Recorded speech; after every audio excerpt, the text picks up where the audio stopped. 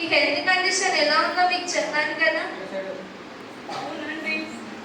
మీరు చాలా సీరియస్ కండిషన్లో ఎంత తొందరగా వస్తే అంత మంచిది. మా కొడుకు రాగానే వచ్చేస్తానండి.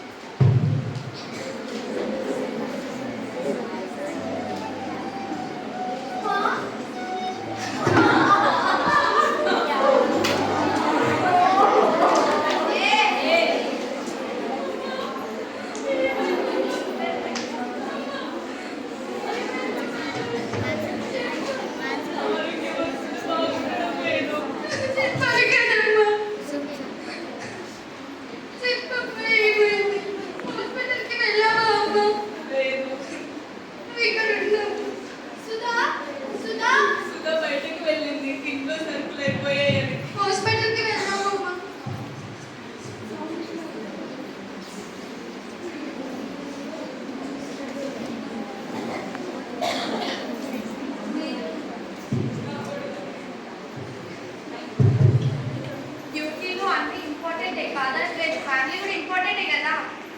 అమ్మ ప్రేమ కావాలి కదా. అమ్మని జాగ్రత్త చూసుకోవాలా లేదా? నిజంగా తెలియదండి. తెలిసిందే ఎప్పుడో వచ్చేవాడిని. నాకు మా అమ్మ అంటే చాలా ఇష్టం అండి.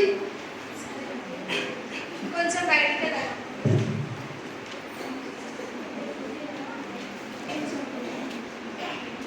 మీ అమ్మ హెల్త్ కండిషన్ చాలా సీరియస్ ఉంది.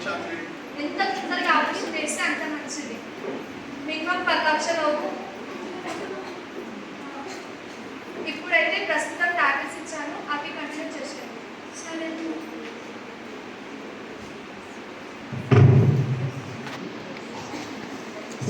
అమ్మా, రాము మా ఇంటికి వెళ్తాం.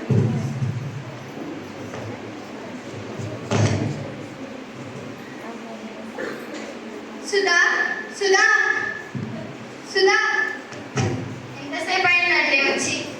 అమ్మకి ఆరోగ్యం బాగాలేదని నాకెందుకు చెప్పలేదు? నీకే అడిగేది. తెలుసు కదండి, ముందే అద్దె ఇంట్లో ఉంటున్నా, కొత్త ఇల్లు కట్టుకోవాలని డబ్బులు కూడా పెడుతున్నాను. నీకు తెలుసు కదా, నాకు అమ్మ కంటే ఏది ముఖ్యం కాదు. చూడు ఇప్పుడు అమ్మ ఆరోగ్యం ఎలా అయిందో. మాట్లాడు.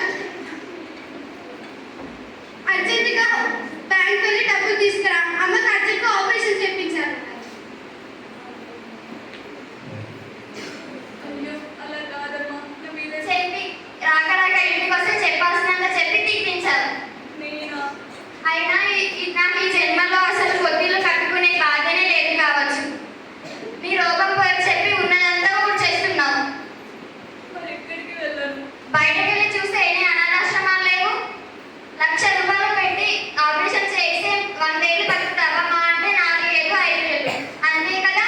మేమంటే 100 ఏళ్ళు బతకాలి. అది అద్దె కొంపలు. కొంచెం కూడా ఇంగిత జ్ఞానం లేదు పిల్లల భవిష్యత్తు గురించి ఆలోచించాలని. పెళ్ళిక నుంచి చిచ్చి.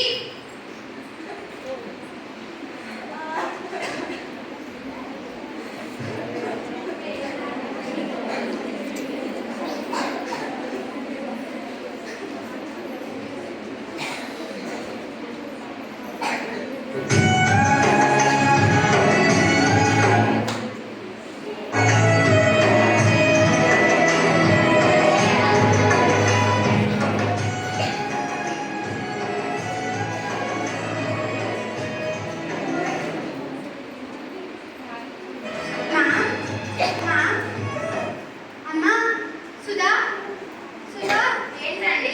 అమ్మ ఎక్కడ? ఎప్పుడు అమ్మ అమ్మ అమ్మ. ఇంట్లో ఉన్నాను, మనసులో కాదా? అడిగేది అమ్మ ఎక్కడ? నాకు బయట ఉన్న అమ్మ ఉందో ఎక్కడైనా చచ్చిందేమో. నాకు